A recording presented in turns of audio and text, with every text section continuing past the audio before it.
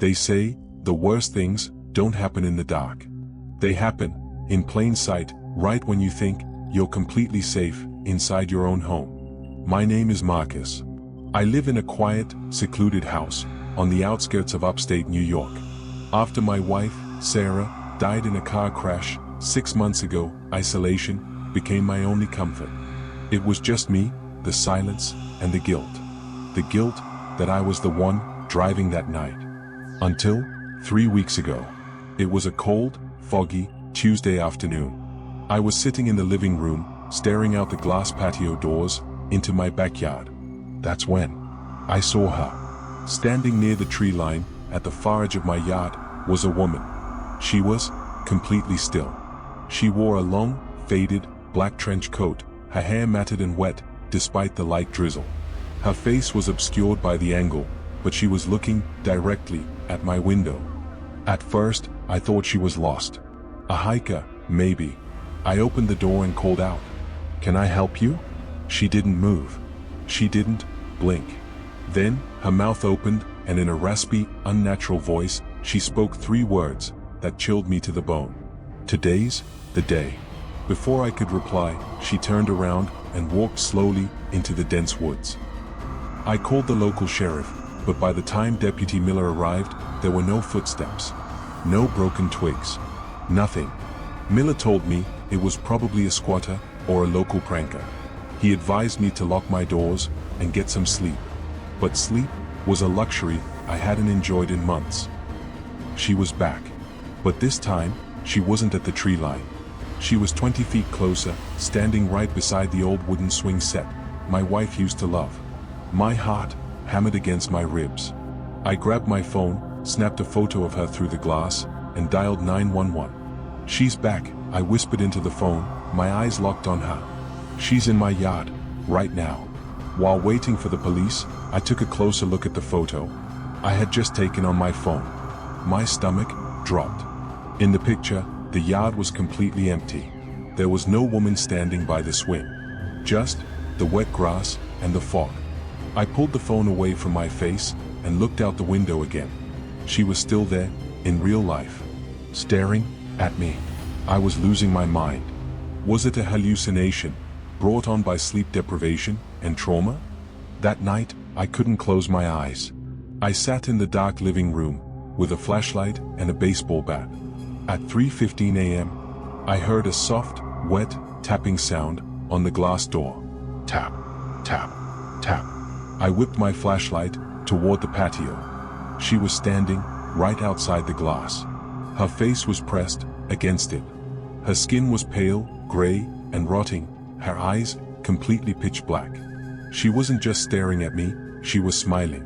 A wide, unnatural smile that stretched too far across her face. She raised one pale, bony finger, tapped the glass again, and mouthed the words, "Today's the day." I screamed through the flashlight at the door and ran upstairs, locking myself in the bedroom until sunrise. The next morning, I refused to leave the house. I installed 3 security cameras around the yard and called a psychiatrist friend of mine, Dr. Evans. I told him everything. The woman, the photo that showed nothing, the tapping on the glass. "Marcus," Dr. Evans said gently over the phone, "extreme grief and survivor's guilt can cause severe auditory and visual hallucinations. Your brain is trying to externalize the pain you're holding inside." I wanted to believe him. I desperately wanted to believe. I was just crazy. I decided to check the security camera footage from the previous night to prove to myself that the door tapping was just my imagination. I loaded the file from 3:15 a.m. on my laptop. I watched the screen. At 3:15 a.m., the patio door opened from the outside. My blood ran cold. The cameras did capture something, but it wasn't a hallucination. The footage showed me. I was sleepwalking. I walked down the stairs, opened the patio door, stood in the freezing rain, and tapped on the glass from the outside with my own hand. I was the one standing in the yard. I was the one scaring myself. Relief flooded through me, mixed with sheer terror at my own mental state. It was all in my head. There was no strange woman. It was just my broken mind, acting out my grief. I sat on the couch, took a deep breath, and closed my eyes. For the first time in days. I woke up at dusk. The house was freezing.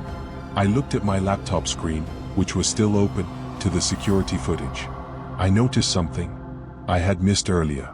The video kept playing, past 3:15 a.m. I watched as my sleepwalking self walked back into the house and closed the door. Then, 5 seconds later, the bushes at the edge of the yard moved. A figure stepped out from the trees. A real person, wearing a faded, black trench coat. She walked up to the patio glass, where I had been standing moments before. She looked at the fresh handprints I had left on the wet glass. Then, she looked up at the security camera and grinned. My breath hitched in my throat. The woman was real. She had been watching me sleepwalk every single night. She knew. I thought I was crazy. She was using my trauma against me. Suddenly, the power went out. The house plunged into absolute darkness. Downstairs, the front door clicked open. Footsteps. Slow, heavy, wet footsteps began ascending the wooden stairs toward my bedroom. Step, step, step. I grabbed my phone, using the dim light, to back into the corner of the room. I held my breath, tears streaming down my face. The footsteps stopped, right outside my bedroom door. The doorknob turned, slowly. The door creaked, open. There she stood, towering in the doorway, soaked in rain, holding a rusty iron crowbar in her hand. I raised my phone light to her face, screaming, "Who are you? What do you want from me?" The light illuminated her eyes. They weren't black, like in my nightmare. They were hazel. Familiar. She pulled off her wet wig, revealing a long, jagged scar running down the side of her face. "You don't recognize me, Marcus?" she whispered, her voice trembling with pure malice. "You left me in that burning car 6 months ago. You told the police I died on impact, so you wouldn't face manslaughter charges." My mind shattered. Sarah's sister, Clara. She hadn't died in the woods that night. She had survived. Broken, disfigured, and abandoned. She stepped closer, raising the crowbar. "You spent 3 weeks convincing yourself I was a ghost, a hallucination, a manifestation of your guilt." Clara grinned, her eyes burning with revenge. "But guilt doesn't break into your house, Marcus." She took one final step toward me, towering over my trembling body, in the dark. The police found my house, wide open, the next morning.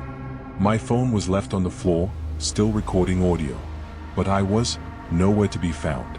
If you ever find yourself living alone, feeling guilty about something in your past, and you happen to see a shadow standing at the edge of your yard, don't convince yourself it's just your imagination. Because sometimes the ghosts of your past aren't ghosts at all. They're just waiting for the right day to come inside.